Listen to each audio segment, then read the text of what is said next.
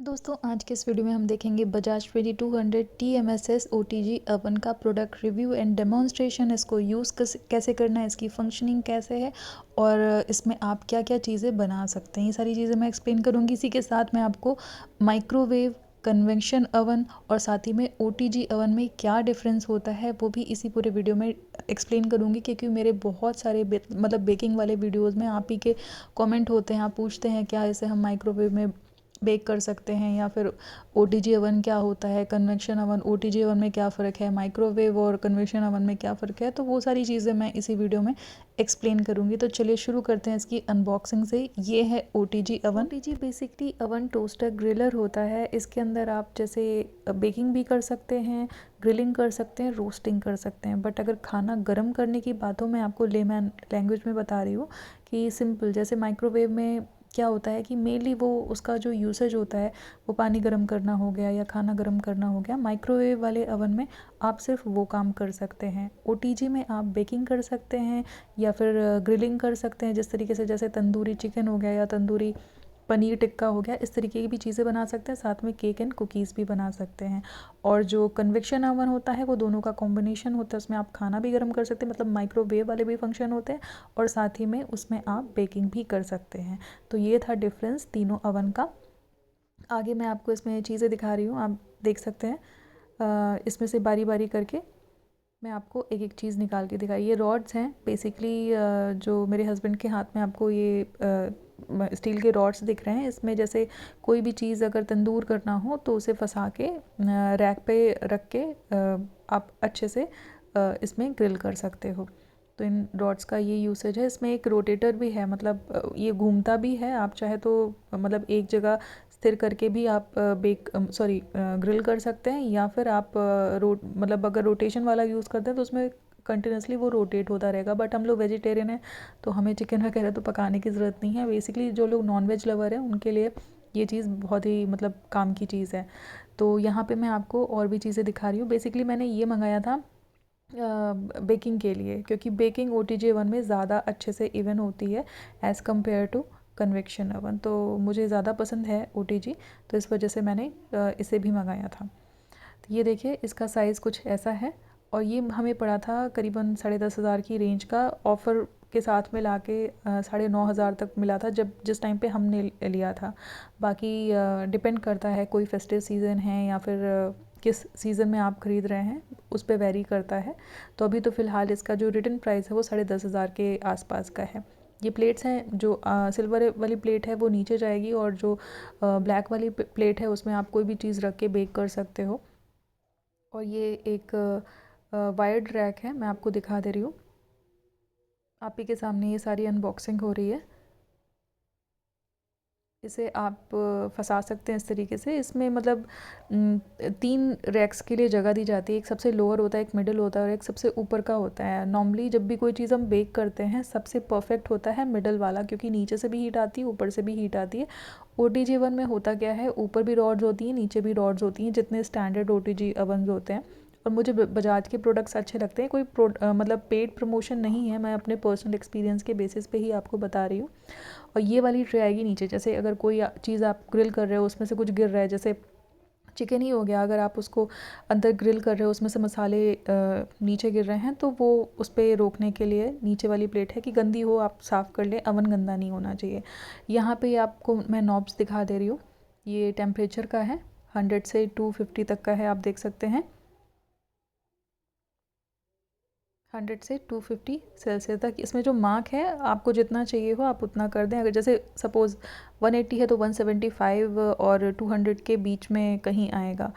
ऐसे ही मतलब अगर 220 है तो आपको अंदाजे से 200 और 250 के बीच में कहीं लेके जाना है। और ये है हीटर। इसमें बेसिकली रॉड्स का एडजस्टमेंट है कि आपको रॉड्स ऑफ चाहिए या एक रॉड ऑन चाहिए या दोनों रॉड्स ऑन चाहिए, बेसिकली उसका है। और ये है टाइमर का। आप इसमें टाइम सेट कर सकते हैं कि कितनी देर के लिए, जैसे अगर प्री हीट करना है तो आप पहले 10 मिनट के लिए प्री हीट कर सकते हैं, 10 मिनट का टाइमर लगा सकते हैं। या फिर 30 मिनट के लिए कोई चीज़ बेक करनी है तो आप 30 मिनट का कर सकते हैं।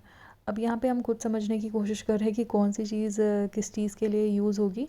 तो आई होप कि हम सही कर रहे हैं। अगर आपको इसका सही यूसेज पता है, ये जो जिस होल्डर से हमने इसे अंदर डाला, तो आप प्लीज़ कमेंट करके बताइएगा। बाकी हम खुद भी समझने की कोशिश कर रहे थे।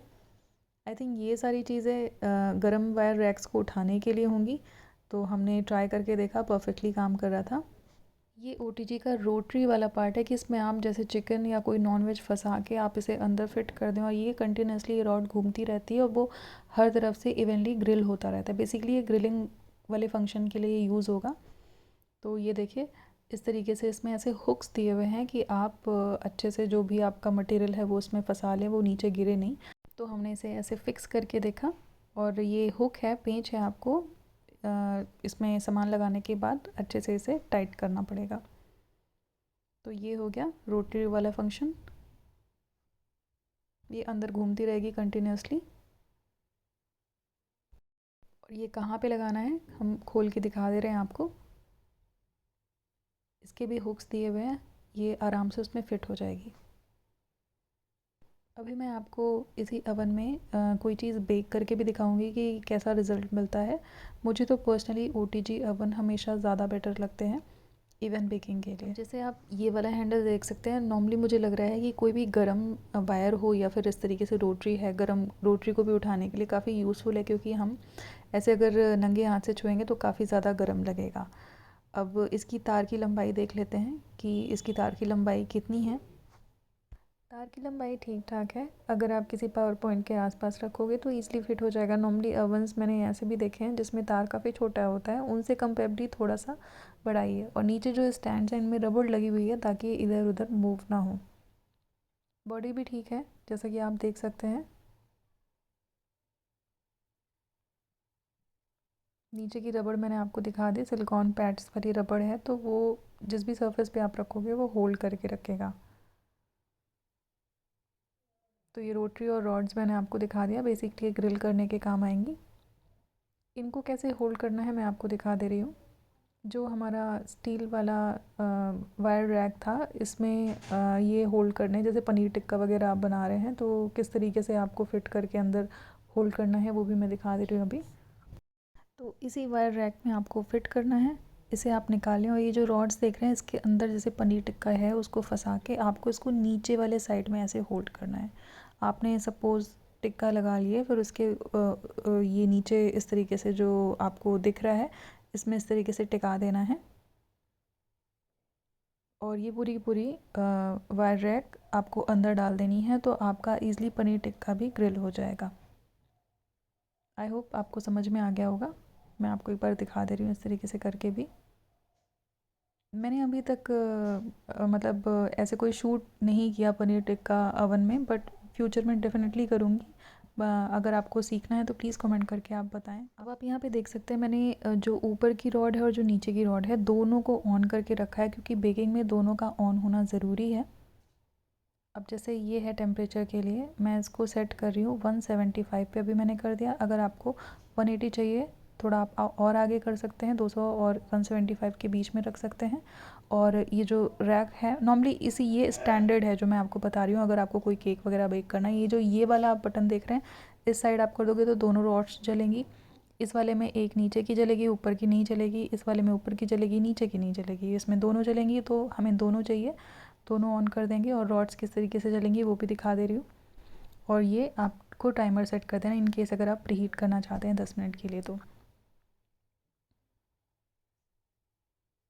ये 60 मिनट तक का टाइमर है। अगर उससे भी ज़्यादा लंबे टाइम तक के लिए आपको कुछ बेक या ग्रिल करना है तो 60 मिनट के बाद आपको वापस से टाइम सेट करना पड़ेगा। तो बस ये मैंने सेट कर दिया है। जब रॉड ऑन हो जाएगी मैं आपको एक बार दिखा दूँगी किस तरीके से दिखता है। तो देखिए धीरे धीरे ये लाल होना शुरू हो रहा है, ऊपर का भी और नीचे का भी, दोनों रॉड्स ऑन हो गई हैं। तो इवन मतलब हीट लगती है मिडिल वाली रैक में, इसलिए मैंने बोला अगर आप सबसे नीचे वाले रैक पे प्लेस करोगे तो नीचे से मे बी थोड़ा सा ज़्यादा कलर आए, ऊपर से कम आए। सबसे ऊपर वाले में रखते हैं तो ऊपर से ज़्यादा कलर आ सकता है। बीच वाले में ऊपर और नीचे दोनों से बराबर हीट लगती है, तो वो आइडल मतलब स्टेज है कोई भी चीज़ रखने की इसमें। ये देखिए जैसे जैसे टाइम कम होगा ये घूमता जाएगा। यहाँ पे आज मैंने इसमें चॉकलेट कप केक्स बनाए थे। मैं आपको बेक करके दिखा रही हूँ कि आफ्टर बेकिंग इसके क्या रिज़ल्ट्स हैं। तो इसको मैं प्लेस कर दूँगी इसके अंदर मिडिल रैक में। जैसे 10 मिनट प्री हीट होने के बाद ये बंद हो जाएगा, आप इसे खोलें, अंदर डालें और वापस से जैसे 20 मिनट के लिए अगर आपको कपकेक्स बेक करने हैं, 20 मिनट का टाइमर फिर से सेट कर दें। और कभी भी कोई चीज़ जैसे आप बेक कर रहे हैं ना, बार बार इसका मतलब आपको खोलना नहीं है दरवाज़ा, क्योंकि हीट अगर बाहर निकलेगी तो बेकिंग में फ़र्क पड़ता है, आपका केक में भी सिंक हो जाए या फिर और भी प्रॉब्लम्स होती हैं, जो कि मैं अपने बेकिंग वाले वीडियोज़ में हमेशा शेयर करती हूँ, छोटे छोटे टिप्स एंड ट्रिक्स, तो आप वो भी ज़रूर देखें। अब यहाँ पे आपको जितनी भी देर के लिए बेक करना है, सपोज़ 10 मिनट लगता है, 15 मिनट लगता है, उतना टाइमर आप इसका बढ़ा दें। तो बेक होने के बाद मैं आपको दिखा रही हूँ चॉकलेट कपकेक कुछ ऐसे बने थे, बिल्कुल परफेक्ट बेकिंग हुई थी दोस्तों, बहुत ही डिलीशियस बने थे और मैं बिल्कुल सेटिस्फाइड थी। तो दोस्तों, अगर आज का ये वीडियो अच्छा लगा हो, इसी तरीके का कोई और प्रोडक्ट रिव्यू आप देखना चाहते हैं मुझसे, प्लीज़ कमेंट करके बताना ना भूलें। चैनल पे पहली बार आए हैं तो चैनल को सब्सक्राइब ज़रूर करें। मैं मिलती हूँ नेक्स्ट टाइम एक नए वीडियो के साथ। Till then take care, bye bye.